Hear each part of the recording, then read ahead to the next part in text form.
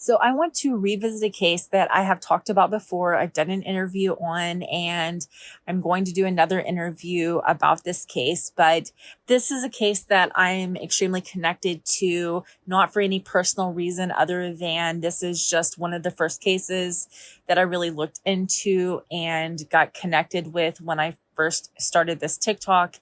And so this case has kind of grown with me. And it is the death of Michael Blake Campbell. Now, like I said, I have done videos about this case before. If you don't know, this is a case of a young man who died in a home explosion in 2019. And for a long time, this case was unsolved, or actually it was listed as an accidental death for a long time. But just recently, the new sheriff in the county decided to file some charges in the case.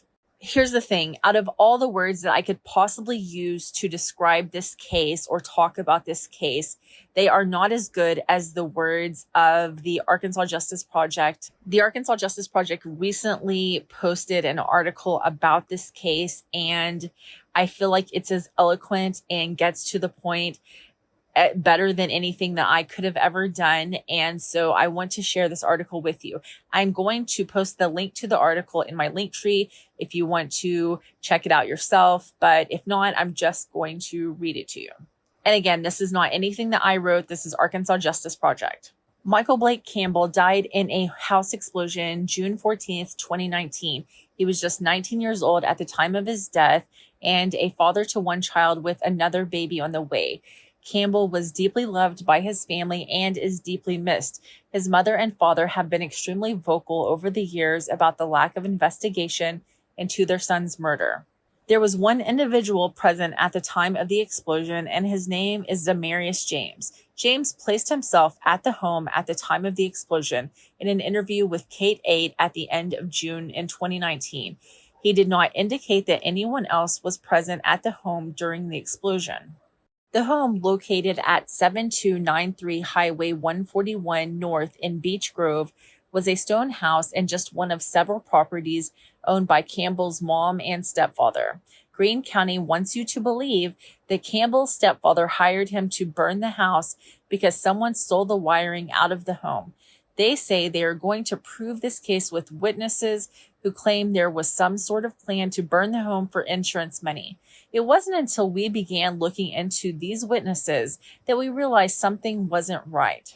I seen a flash from the corner of my eye. I jumped out of the truck, and by the time I got inside the house, inside the porch part, there was smoke everywhere. I'm sorry that this happened. I wish that there was something I could have done about it, but I couldn't do nothing about it. That was Demarius James, what he told to a Kate 8 reporter in 2019. Flash forward to 2023, and suddenly Demarius James's story has changed.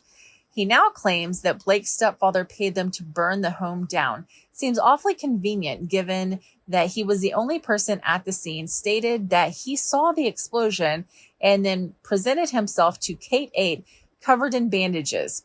If, and that's a huge if, for reasons we will get into, if Demarius James was telling the truth this time, he has implicated himself in an arson at the very least. Demarius James is no saint. He is a convicted abuser. He was convicted of domestic battery in 2016. He was sentenced to 12 months suspended. In 2018, he was arrested again, this time for felony domestic battery, misdemeanor domestic battery, and interference with emergency communications.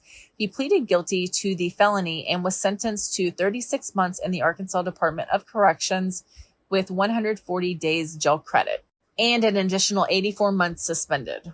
In February of 2021, James pistol whipped a man, causing him to fall and hit his head on a countertop and lose consciousness. While the victim was on the ground, James continued to kick him. The victim suffered lacerations to his face and ears and complained of abdominal pain. A witness at the scene also informed officers that he, being Demarius James, had given them a firearm before police arrived and asked them to hide it in their vehicle. Police recovered the firearm from that vehicle. The victim went to the ER twice due to the beating, the second time due to internal bleeding issues. A petition for revocation was filed in March of 2021 due to these new charges, which consisted of battery second degree, a felony, and possession of a firearm by certain persons, another felony.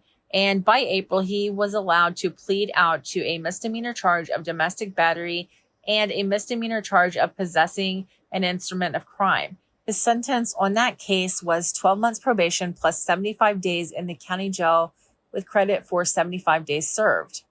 Now he's been charged in yet another felony case where he is alleged to have shot at his ex-girlfriend with her child in the home. He has been charged with aggravated assault on a family or household member, possession of a firearm by certain persons, and endangering the welfare of a minor. There are also several enhancements because he is considered a habitual felon, as he has been convicted of more than 4 felonies previously, as well as the fact that he committed this aggravated assault in front of a child. Now, this violent abuser is the case's star witness against Blake's stepfather, a man that has never even spoken with Demarius James. Jeff Carter has absolutely zero criminal history and is a well-respected member of his community. Given the fact that Blake's family has been so outspoken about their disappointment with Greene County and their lack of any sense of urgency in their son's murder investigation, it feels a whole lot like these charges are intended to bully, intimidate, and harass the Carters into submission. But why would Demarius James apologize to the family if he believed they were responsible for Blake's death? Why hasn't James been charged with arson or conspiracy to commit insurance fraud? Has he been given a deal to testify against the Carters? Why did Demarius James get a text message from Campbell's Facebook Messenger account after his death? And who sent that message? What if I told you that it was the state's other witness? Jeffrey Carter, Blake's stepfather, has been charged with negligent homicide, insurance fraud, and arson in Greene County. So what does it take to get a conviction? Forensic evidence? Witness statements? No. All it takes to get a conviction is a good story. We have seen this time and time again. Juries want to believe the story that makes sense to them.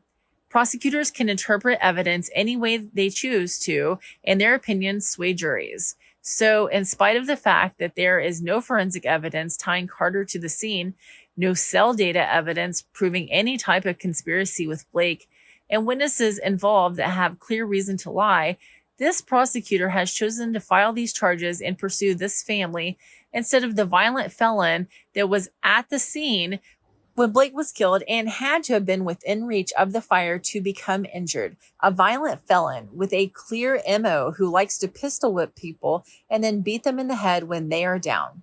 Take into account that the other witness was communicating with Demarius James by Facebook after his death. This case stinks.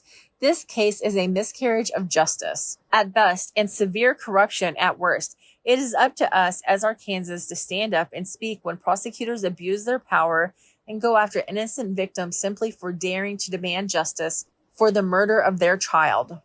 Campbell deserves true justice. He deserves a competent investigation into his murder.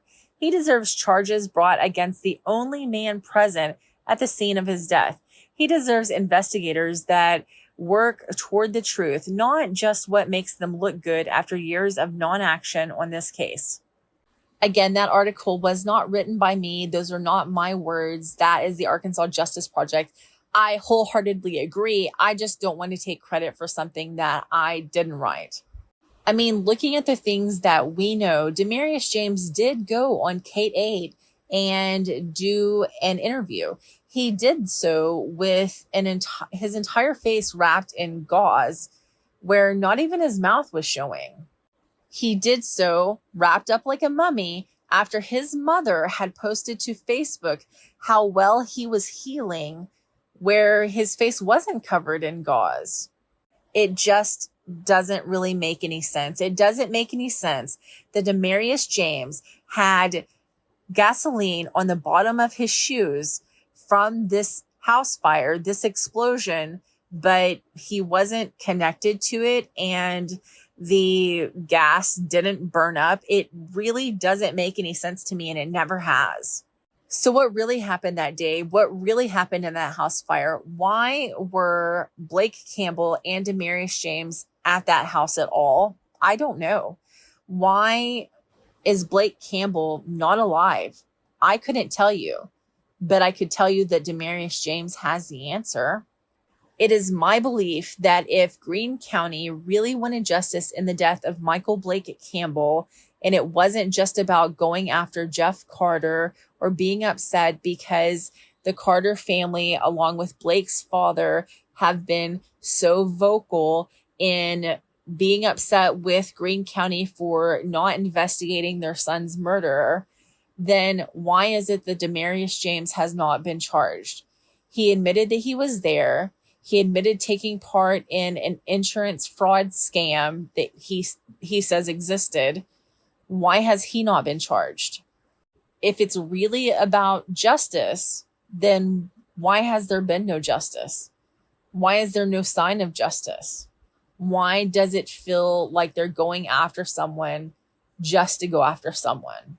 I can tell you, because I have spoken at length with Blake's mother and father, that Blake's mother and father, especially Blake's father, have stacks on stacks, files full of evidence, full of statements, full of things that they have collected through these years, trying to get justice for their son's murder, trying to get justice in this case. And for so long, like I said at the beginning of this video, for so long, Greene County held that this was an accidental death, that nothing nefarious happened. It was just an accidental death.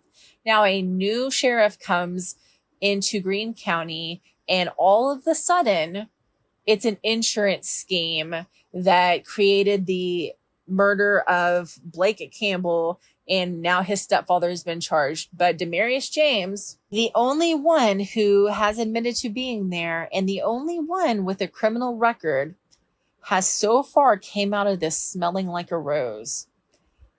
What sense does that make? And I'm going to urge you guys, don't take my word for it. Look into it for yourself. Look up the articles for yourself. You can look at my other videos where I interviewed Blake's mother and father. You can read this article. You can look up Demarius James's criminal record on Court Connect. Look up these things for yourself and decide for yourself where you think that the truth lies, because we like to think that the court system is without fail and that prosecutors and judges and sheriffs should always be trusted. But I think that time and time again, it has been shown that nobody in this world can blindly be trusted. So just decide for yourself.